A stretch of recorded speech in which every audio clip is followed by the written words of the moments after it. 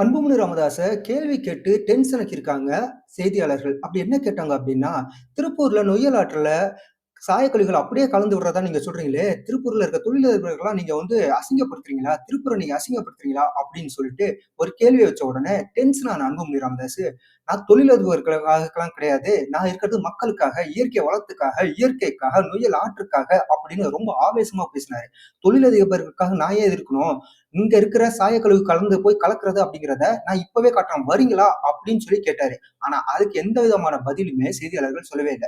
அந்த காரசாரமான விவாதத்த பாருங்க.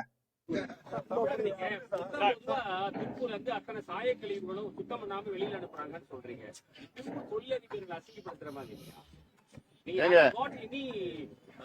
சாட்சி இருக்கா? நீ என் கூட வரீங்களா? என் கூட வரீங்களா பாக்கலாமா? இல்ல நீங்க என் கூட வரீங்கன்னா நீங்க பாருங்க. நான் திருப்பூர் மட்டும் ஏங்க நான் திருப்பூர், ஈரோடு, கரூர், கோயம்புத்தூர் இந்த பகுதியில நான் சொல்றேன். நான்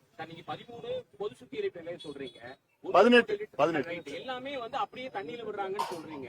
உங்களுக்கு ஏதாவது சாட்சி என்கிட்ட இருக்குங்க, இல்லாம நான் சொல்ல மாட்டேங்க.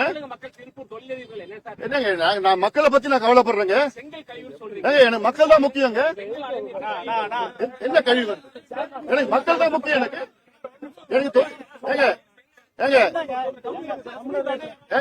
எனக்கு தொழிலதிபர்கள் முக்கியம் கிடையாது.